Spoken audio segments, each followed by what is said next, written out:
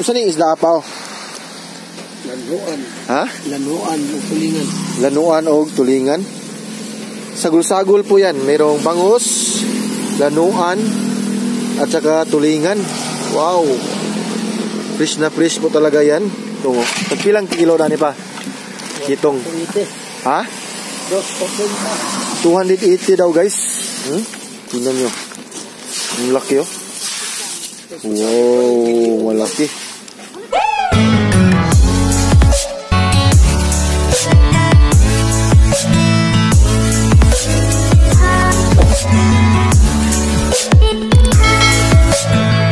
Hi guys! Good morning po sa ating lahat. Ayan, so for this video is nandito po tayo sa tindahan nila ni Mama at saka ni Papa dito sa isdaan. Ayan oh. Along the road lang po talaga yung isdaan namin. So ngayon, i-check po natin kung ano yung mga panindang isda. Kasi fresh na fresh po talaga yung isda namin na ititinda. Ipakita ko po sa inyo. So yung location po dito is near in PSS School. Yan oh, yan po yung school ng PSS. So yung address po dito is Bagal nga Flores, Catmon, Cebu.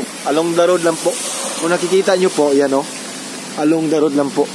Yan, nandiyan si Papa. Yan. At saka dito is going to Cebu po. Patungong Cebu. Tapos dito is patungong North Cebu. Ayan, so i-check po natin kung ano yung mga paninda. Nangumpra mo ganina pa? Yan o. Wow. Usa ni isda apaw? Lanuan. Ha? Lanuan o tulingan. Lanuan o tulingan. Sagol-sagol po yan. Mayroong bangus, lanuan, at saka tulingan. Wow. Fresh na fresh po talaga yan. Yan o. Kitang-kita nyo yung mga hasang na yan o. So isa sa mga kilalanin natin kung fresh na fresh yung isda is yung hasang. Yan. Lagyan po ng ice. Hindi madali mabulok. Yan. So ito naman dito naman. Yan mga. Ito yung mga kitong. Ano, ang daming kitong. Guys. Kitong yan guys. Yan po mga kitong. Pagpilang kilo na ni pa? Kitong. 280. Ha? 280 daw guys. So mahal po talaga pag ganitong isda, mga kitong. Yan o. Grabe. Fresh na fresh po. Masarap to sa gawing tinola at saka pinaksiw.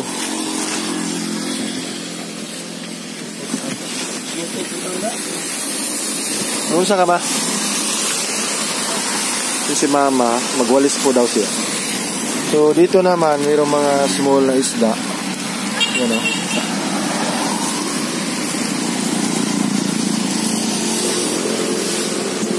So ito naman guys, yan mga isdang tamarong. Yan o. Mga tamarong. Fresh na tamarong. Wow. Fresh tamarong. Fresh from the sea. So dito naman, yan mga katambak. Daming katambak, mga malaking katambak. Ayan o. Wow. Katambak. Tingnan nyo. Ang laki o. Wow, malaki. Katambak. Yan, mga karabalyas. Isdang karabalyas. Yan o. So, ito naman yung mga pangaluan. O, kasi nga, anima? Mao, kanima? Pugapo. Yan, mga pugapo. At saka itong danggit. Mga malalaking danggit. Masarap din ito gawing pinaksiw. Yan, so takpan natin. Ito naman guys. Ito yung mga budburon. Isdang budburon. So dito, wow, mga pusit. Yan o, mga pusit. Ito yung mga white na pusit guys. Pusit yan, mga pusit. Yan o, pusit. At saka ito yung loko-loko. Usay tawag ani nga, gagmay gani ma? Buko. Buko-buko? Buko-buko? Oh, buko-buko daw guys. Yan o, buko-buko. Cute.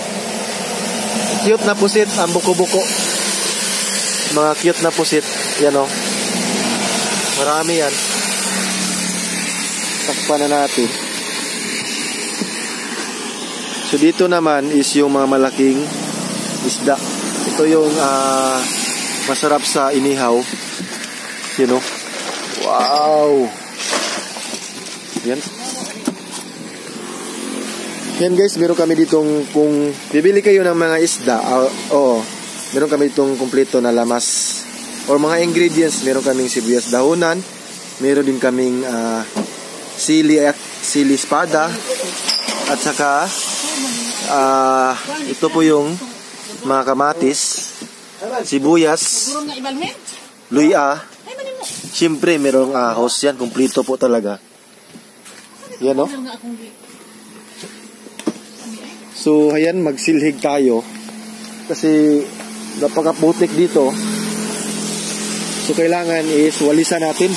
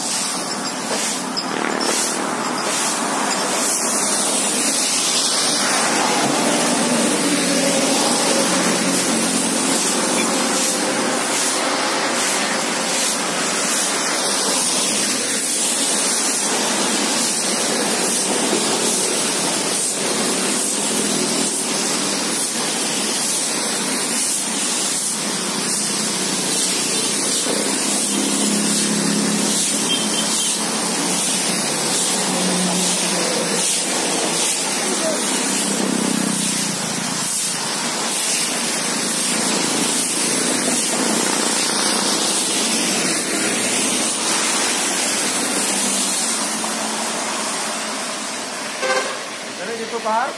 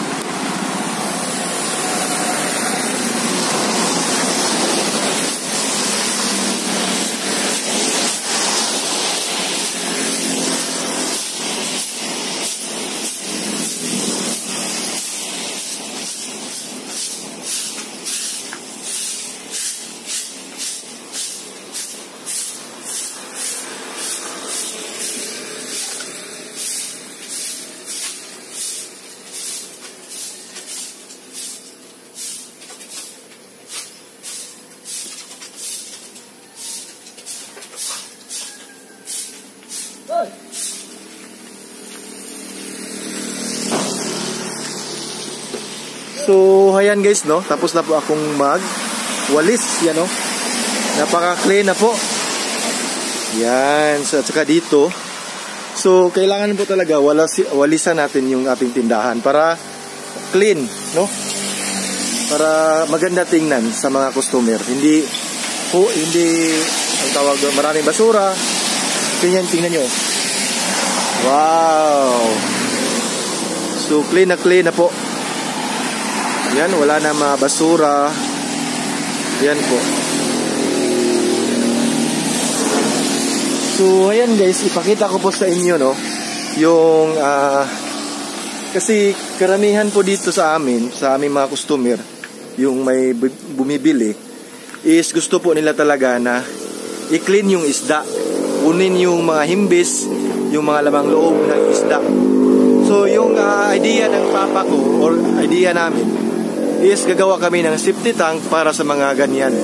Kasi malangsa po yan, yung mga lamang loob at saka yung mga himbis, no? Yung mga dumi ng mga isda.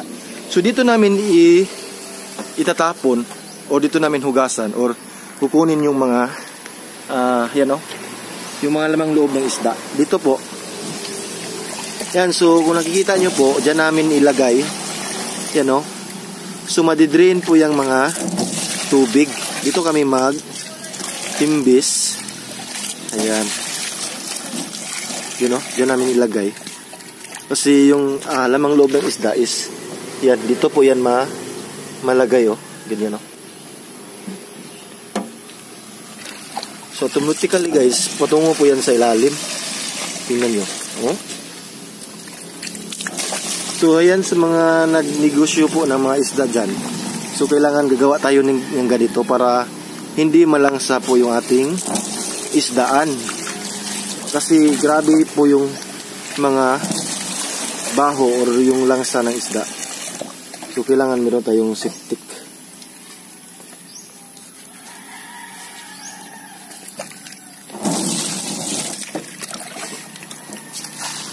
So, ayan, may customer po.